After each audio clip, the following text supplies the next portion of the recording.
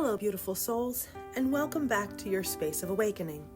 I'm Cynthia, and this is Discover Your Dreamz, and I'm really glad you're here with me today. Before we begin, I want to invite you to slow down for just a moment. Take a breath. Let your shoulders soften. Let yourself arrive fully into this space. Now, I want you to imagine something with me. Imagine that abundance, in the form of money, opportunities, love, vibrant health, is like a gentle, steady rain falling from the sky. It's natural, it's constant, it's everywhere. It's meant to nourish everything it touches. Now imagine that you're standing out in this rain, but you're holding an umbrella over your head, and you're gripping it so tightly your knuckles are white. You look up and wonder, why isn't the rain reaching me? Why does it feel like everyone else is getting soaked in blessings while I'm standing here dry, still waiting, still wanting? This, my friend, is the quiet, often invisible struggle playing out in the lives of so many sincere seekers. We pray, we visualize, we affirm, we do the inner work, we try so hard to call in the rain, and sometimes it does come. A financial breakthrough appears, a long-awaited opportunity opens. A healing begins. A door finally swings wide, but then something happens. The money slips away. The opportunity fizzles out. The old patterns return. It's as if the universe delivered the gift, but somewhere deep inside, our system stamped it, return to sender. So why does this happen? Because the deepest work of manifestation isn't about attracting the rain. It's about learning how to put the umbrella down. It's about learning how to feel safe enough to receive, safe enough to be supported, safe enough to hold more money, more love, more freedom, more ease, without bracing for loss or collapse. Today we're going to explore one of the most overlooked truths in manifestation work. Your nervous system, your emotional body, and your subconscious beliefs are the only containers strong enough to hold lasting abundance.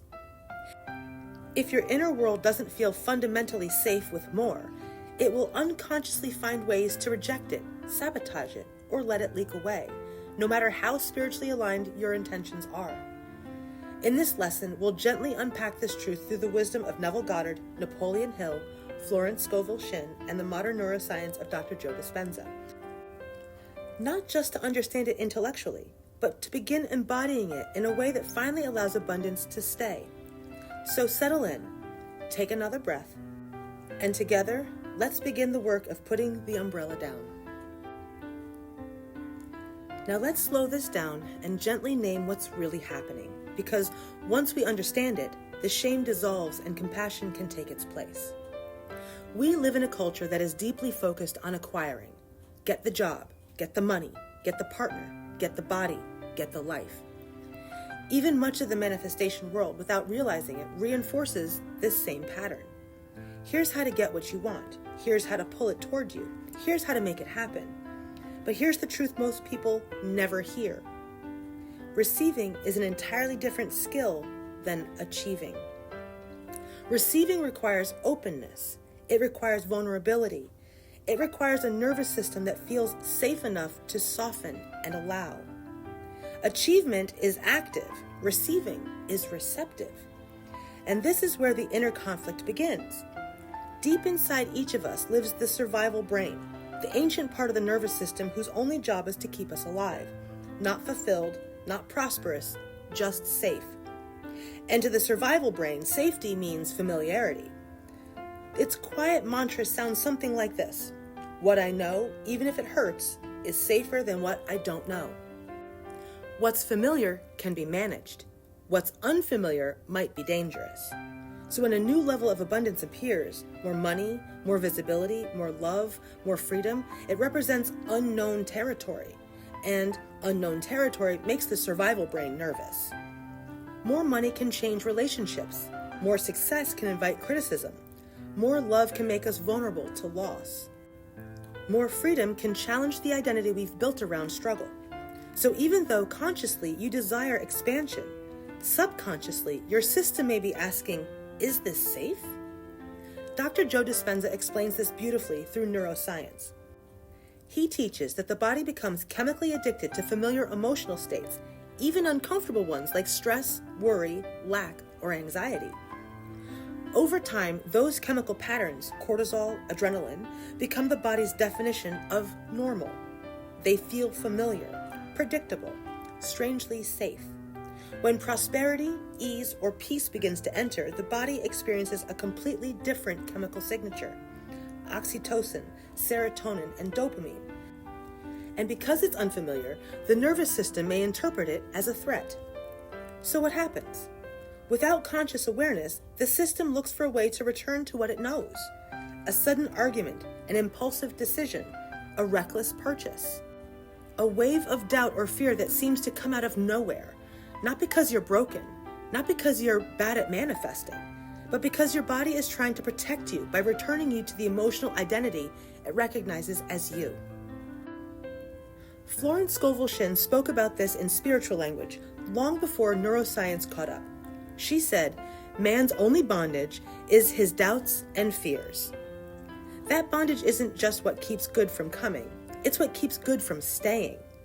If deep down you've absorbed beliefs like money changes people, rich people are selfish, I'll lose connection if I succeed, struggle keeps me humble, then you may be carrying what Napoleon Hill called a poverty consciousness. Not just an attraction to lack, but an inner immune system that rejects abundance as foreign when it arrives. So here's the honest picture. You may have one foot on the gas, your conscious desire for more, and one foot on the brake, your subconscious fear of receiving it. And anyone who's ever driven like that knows what happens. You don't move forward smoothly. You burn energy. You create friction. You exhaust yourself. And in this inner dynamic, the brake, the need for safety, almost always wins. The work ahead isn't about pressing the gas harder. It's about gently teaching your system that abundance is not dangerous, that receiving is safe, and that you are allowed to have more without losing yourself. And that's exactly where we're going next. What's fascinating is that none of our four guides used modern language like nervous system regulation or subconscious safety, and yet every single one of them pointed directly to the same truth. In their own way, each teacher was saying, we struggle not because abundance is unavailable, but because on some level it doesn't feel safe to receive it.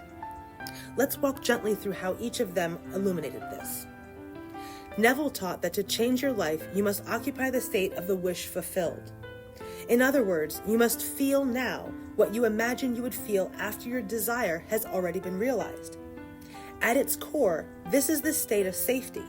It's the feeling of rest, the feeling of knowing, the feeling that nothing needs to be chased or proven. But Neville also warned us about something he called being inebriated with the wine of reason. We are deeply attached to what our senses can confirm.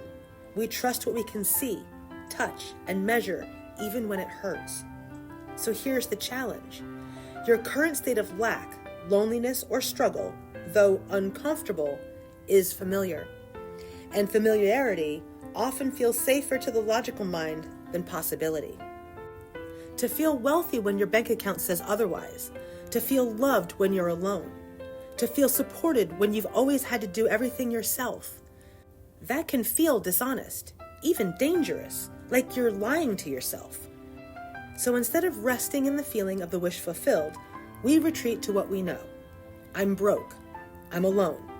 This is just how life is. Neville would say, we're refusing the new bed, not because it isn't available, but because it feels strange, unfamiliar, and therefore unsafe to the identity we've been living from. Napoleon Hill brought the same insight through psychology and observation. In Think and Grow Rich, he outlines what he called the 6 basic fears: poverty, criticism, ill health, loss of love, old age, and death. Most people recognize the fear of poverty right away, but look closer at the others. The fear of criticism isn't about failing, it's about visibility. If I succeed, will I be judged? Will I be exposed?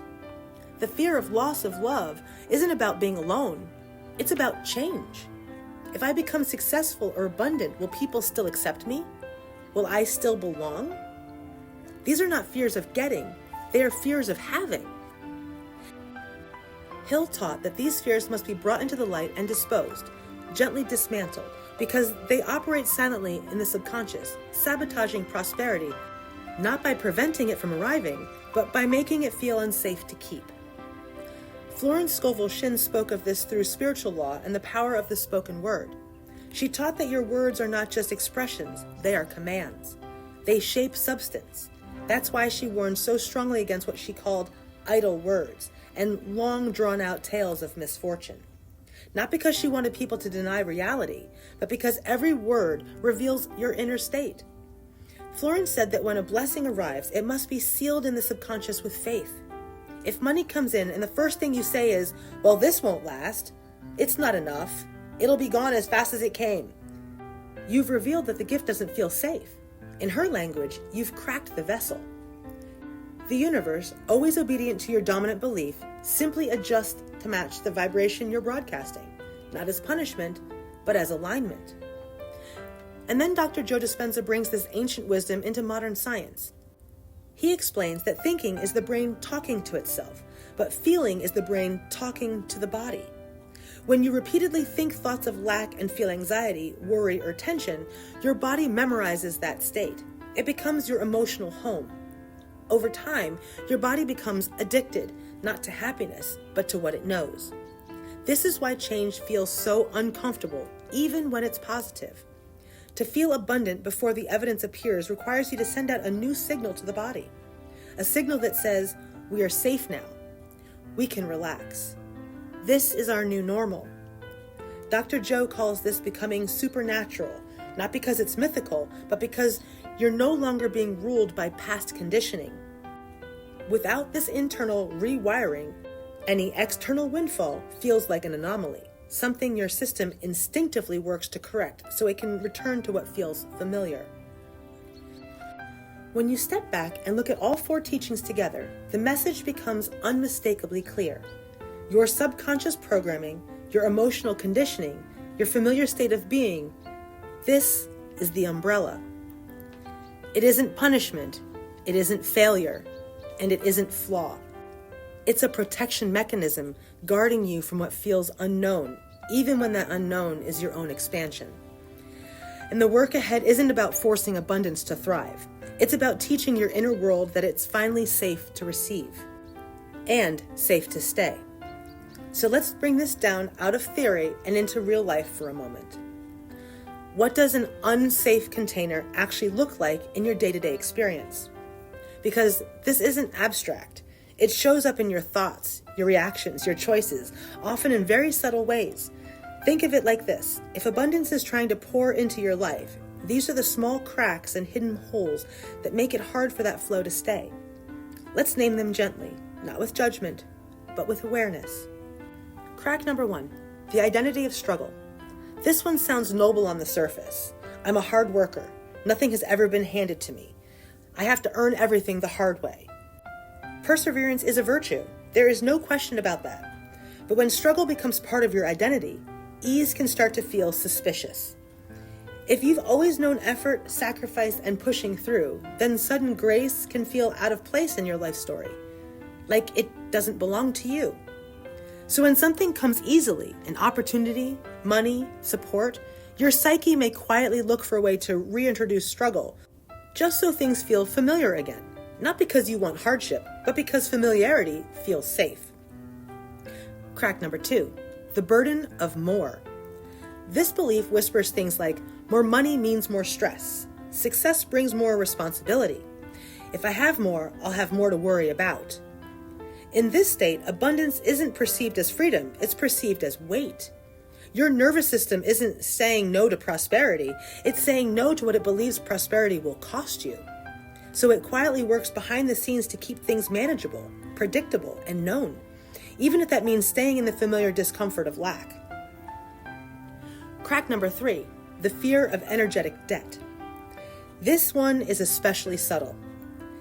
If I receive this, what will be expected of me? What will I owe in return? What's the catch? Here, a gift no longer feels like a gift. It feels like a contract with invisible fine print. Receiving becomes risky, like stepping into an obligation you didn't agree to. So instead of opening fully, you hesitate, you delay, you talk yourself out of it, or you reject the blessing altogether, all in the name of staying emotionally and energetically safe.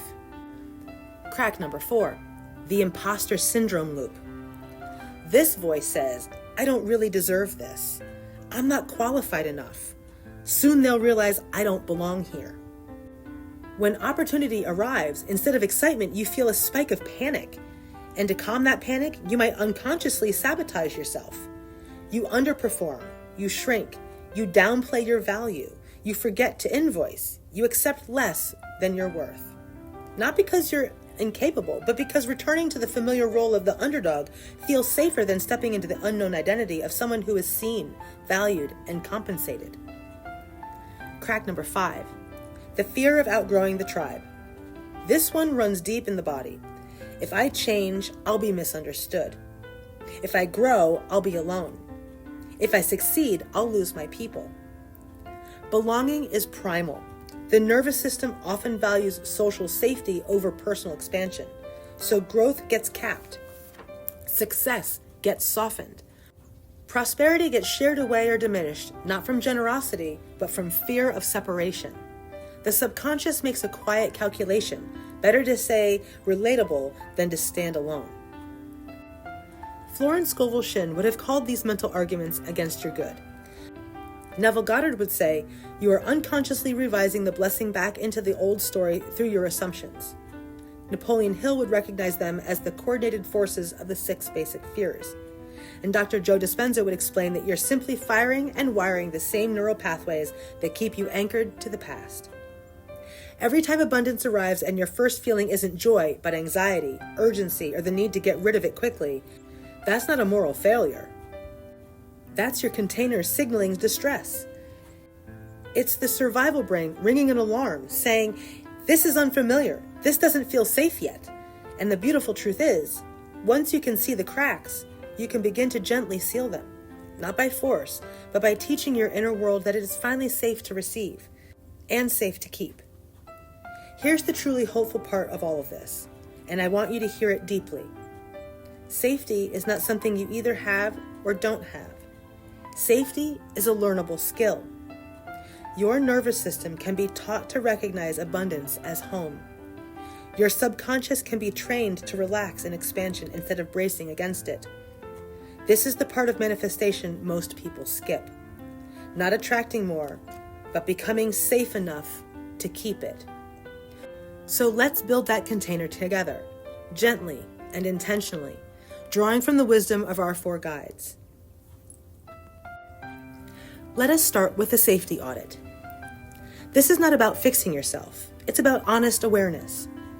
Take out your journal and ask these questions slowly, without rushing to positive answers.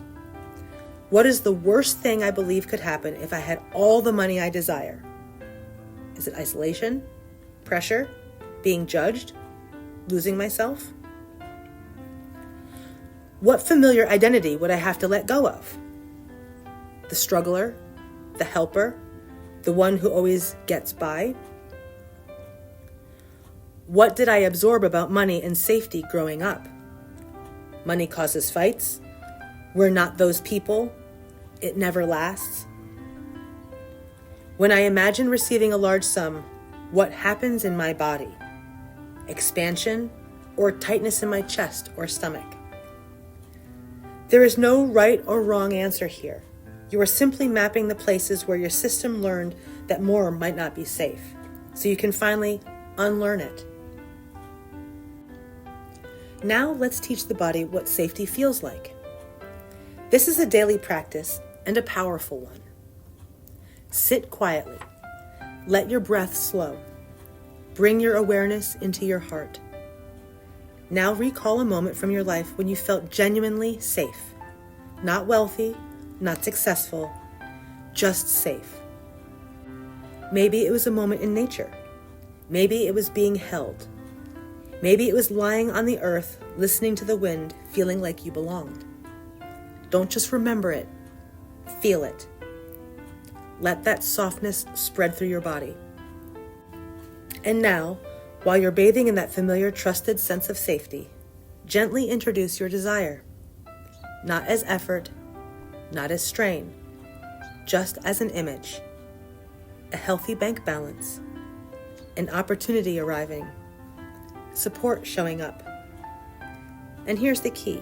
You do not chase the image. You hold it inside that feeling of safety.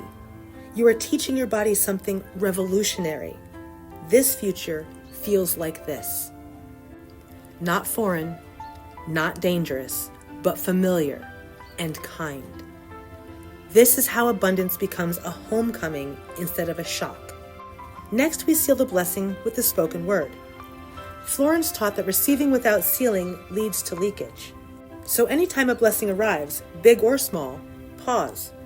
Place your hand on your heart and say aloud or silently, I accept this blessing fully and completely. It is mine and I am safe with it. This is natural evidence of the good that is always working for me. I give thanks. This does two powerful things. It interrupts the old habit of doubt, and it imprints the message, I am safe with good. You are no longer just receiving, you are anchoring. Our next step is to revise the past to create safety. Before sleep, recall a moment when you received something, money, love, recognition, and felt anxious, guilty, or watched it disappear. Now, gently revise it. See yourself receiving calmly, open-hearted, grounded. Hear yourself saying, thank you. This is perfect. I know how to hold this with wisdom and ease. Feel the safety in your body. Neville taught that revision doesn't just change memory, it dissolves emotional charge. By making your past safe, you free your future to unfold differently. Finally, we learn how to accept micro-blessings. Your ability to receive is like a muscle, and muscles grow through small, consistent reps. Let a compliment land and simply say, thank you. Accept help without apology. Allow someone else to give. When you find a penny or unexpected gift, pause and say, I receive this as a symbol of infinite supply. Thank you. Each moment is teaching your nervous system something new. Receiving is safe. Receiving is pleasant. Receiving does not require struggle. And over time, without force, your umbrella begins to lower. You stop bracing for loss. You stop tightening around good. And abundance, finally, has a place to stay. As you begin to practice this, gently, consistently, something subtle starts to shift inside you. You begin to cultivate what I like to call a prosperous nervous system. This isn't about being hyped up, positive all the time, or endlessly high vibration. It's actually the opposite. A prosperous nervous system is calm, open, regulated, at ease with good. It's a state where your body no longer braces for loss the moment something beautiful appears. Napoleon Hill described this as alignment with infinite intelligence, a state of faith so steady that fear no longer runs the show. Neville Goddard called it the feeling of the wish fulfilled, which when you really look at it, is simply the feeling of safety inside the assumption that your desire is already yours.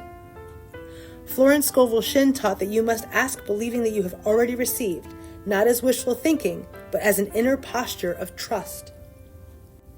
And Dr. Joe Dispenza shows us, through science, that this state is measurable, a coherent heart-brain rhythm where the body is no longer replaying the past, but quietly preparing for a new future.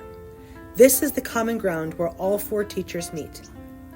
Someone with a prosperous nervous system doesn't chase life. They don't grip. They don't strain. They move through the world with open hands and a relaxed heart, not because they're passive, but because they're anchored in a deep inner knowing, what is meant for me does not need to be hunted. They're no longer tense with the effort of getting. They're at ease in the trust of receiving. And because of that, opportunities seem to find them. Support shows up. Doors open without force. Not because they're lucky, but because they're no longer broadcasting the tight, contracted frequency of lack. They're offering the signal of safety, allowance, and receptivity. They can hold larger sums of money without panic. They can receive genuine praise without shrinking or deflecting. They can experience well-being without waiting for something to go wrong. Why? Because they've done the deeper work. They've made the once unknown territory of abundance feel familiar to the body. They've taught their nervous system that expansion is not a threat, it's a natural state. And when abundance feels safe, it doesn't come and go. It arrives and it stays. I'll be honest with you, this was one of my greatest lessons. For a long time, I was very good at manifesting one-time events. A surprise check would arrive. An opportunity would appear almost out of nowhere. And for a moment, I'd think, see, this works. But then almost as quickly as it came, it would be gone. Often in a way that felt confusing or unnecessary. A sudden expense, a strange obligation, a decision I couldn't quite explain later. I used to joke that I was like a leaky bucket, but underneath that humor was a lot of frustration. The real breakthrough didn't come when I tried to manifest more. It came when I finally got curious about why I couldn't hold what had arrived, and what I discovered surprised me.